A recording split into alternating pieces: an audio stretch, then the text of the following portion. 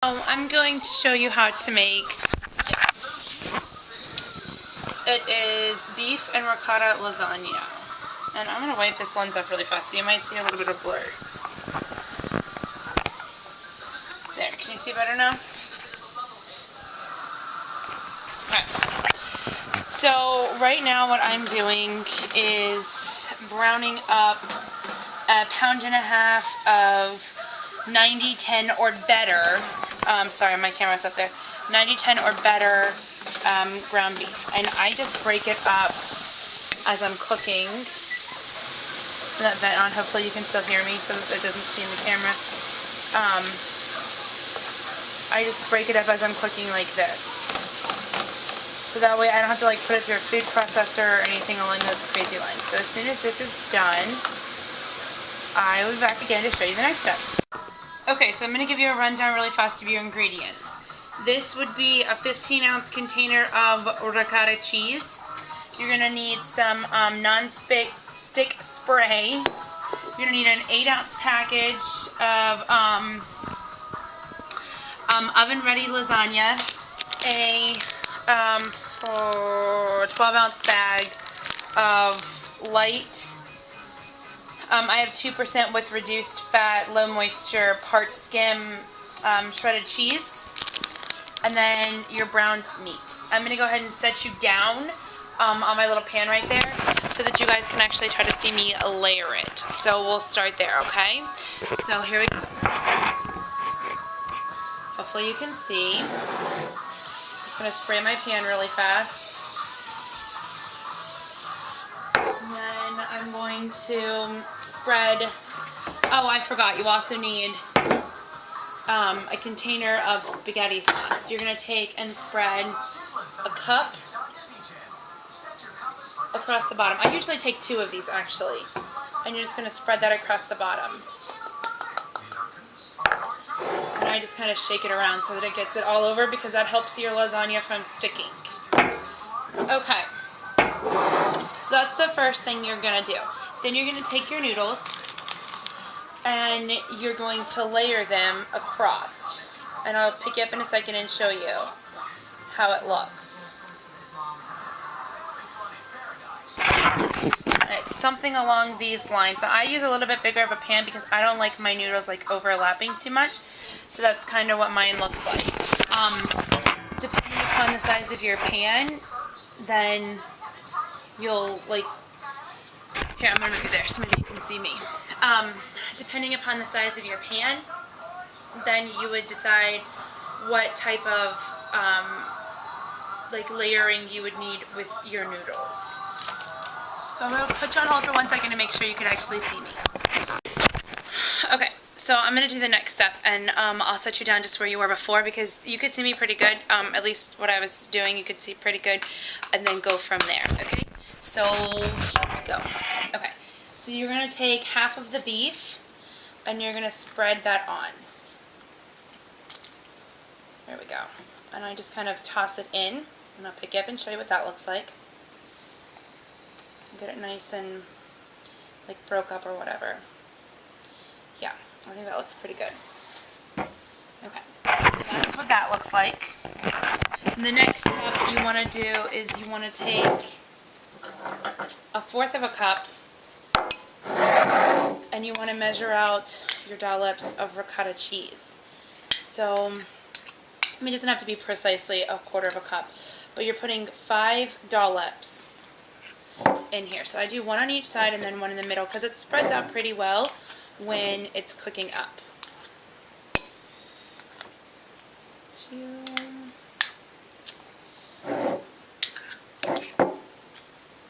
3.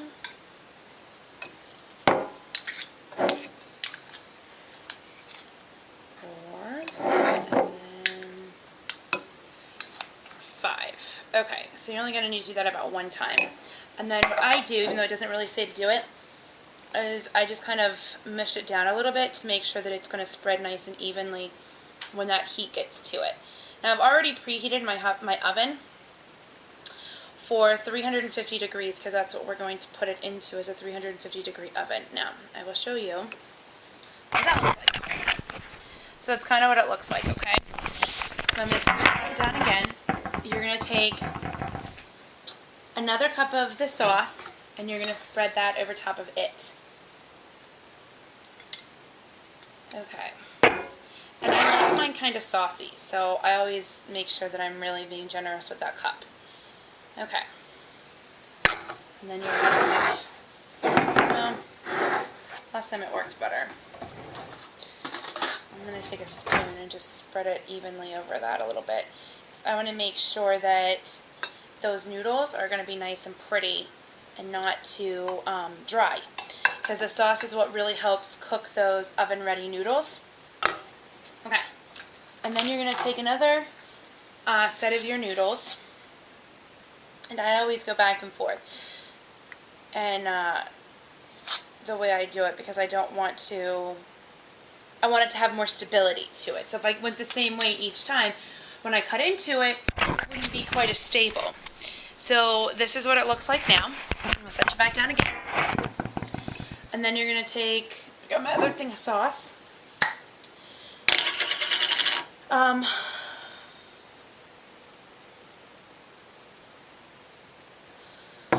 You're going to take the other half of the meat and you're going to put that in and spread it around nice and neat and clean and the whole 9 yards here. Okay. And then you're going to take more of the ricotta cheese, and now that that's all I have left, I'm just going to dump it in like little daubs all over the top, because now I know that it's even and how it was being spent.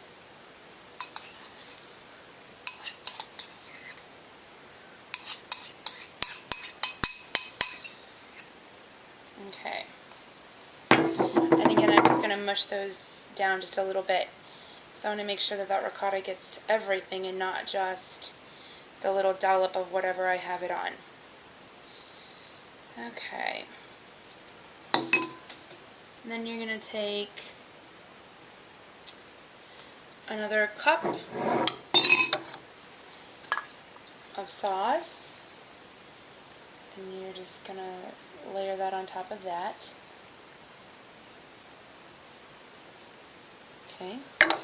And then we're going to do more noodles. Oops, wrong way. I'm actually going to do 4 probably this time. I'll let them overlap just a littlest a bit, because that way it'll be like a nice hard crust across the top.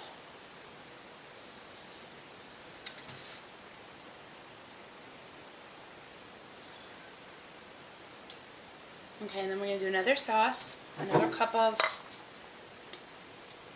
sauce, and put that over the top. And this time I'm really going to like spread it out nice, and I will probably end up using what's left in that jar, just because the more sauce you have covering your noodles, the better they cook.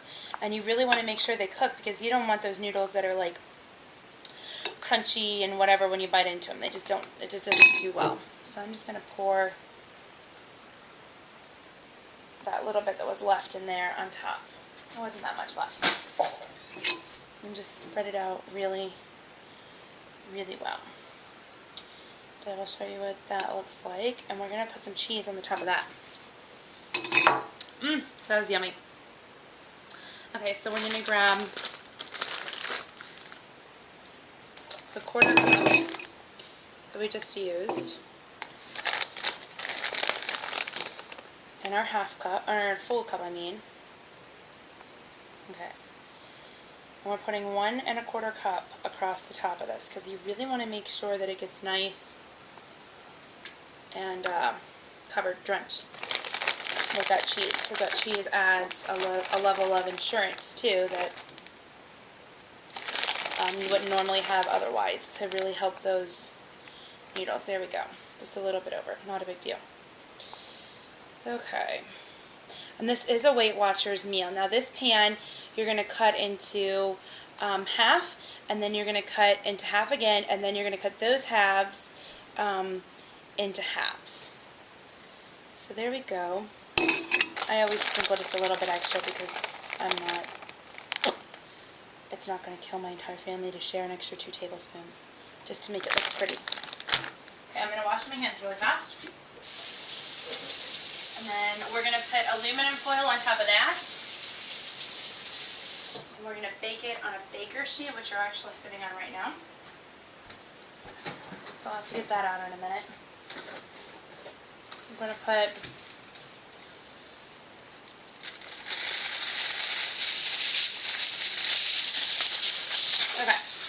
So now you're going to take this, and as silly as this may sound, it's going to keep the cheese from sticking to it. And you're going to spray your sheet. Generously, it's not like you're really eating it. It's there to keep your cheese from sticking to the top and you're losing your cheese. Oops. Now we're just covering that up. It doesn't have to be perfect because remember it's got the slick side on the other side, so it's not a big deal. Oops. And I'm going to pick you up. I guess I could show you what that all looks like. That's what the finished lasagna looks like. I'm going to grab a baking sheet. Put that down there. I'm going to set you down for a minute. Grab this. Put it on top. I'm going to throw this in, whew, that's hot, a 350 degree preheated oven. And I believe you're going to let that cook for 45 minutes, but I'm going to check just to make sure. Now this is, like I said, a Weight Watchers point.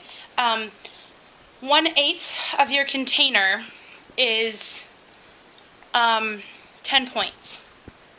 Which I know sounds like a lot, but it's lasagna. And like, who doesn't want lasagna every so often?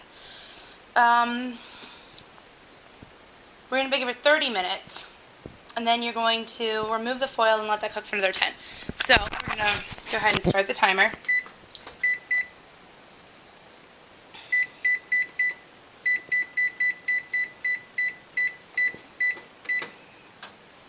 $30 on bake. And then after 15 minutes, I'll come back and we'll take the top off, and I will show you guys what it looks like because I'm going to make some light Texas toast garlic bread to go with it. It's like 3 points or 4 points or something like that for a piece. So it's really not that bad. I knew that this is what we were making for dinner, so I made sure to save up a lot of points. As a matter of fact, I will show you guys my little book. I have 34 points left for the day. So I'm going to go ahead and let that cook, and I will see you guys back in a little bit. Bye! The timer is about to go off in about 45 seconds, and that wasn't very eventful. My son just lost his front tooth. He pulled it out. Tooth fairy's coming tonight. His big boy tooth is growing in. Alright, so there it is. And I'm going to set you down and see if you can see. Should we not? Can you see here instead? Kinda. Okay. I'm going to reach in and pull that lid off. And see how very little of the cheese came with it? There's our little ding. Push it back in. And then we're going to set it in for 15 minutes. Hopefully my husband will be home within 15 minutes and I can get the bread on because he was bringing the bread and the light Caesar salad with him. Yummy. I'm very excited. Oh yeah, I wanted to tell you guys. There were 2 extra, what are these? Shells, or whatever you want to call them. Yeah, shells. And the recipe states that they should be put in there. I always have extra, that's why I don't mind putting a little extra cheese on top, because I feel like I'm not getting as much, I'm not getting as many carbs in anyways from not having other noodles in there. So anyways, I'll show you the finished product, and then dinner at the very end. Bye! Alright, so there's the perfect lasagna. So here's how I'm going to cut it. I'm just going to cut it straight down the middle like this. I use a very sharp knife to make sure that it doesn't make it too messy. And I'm just going to go over it one more time just to make sure that we got it all the way through. Okay. And then if you take it and cut it right about half, and I don't know if you can see if that's half or not, you can do the same thing. I'm just going to take it and cut it. And I probably should have let it cool for a bit longer, but my husband's going to be home in just a few minutes, so. Okay. So I'm going to finish cutting this and then I'll show you guys what it looks like on the plate.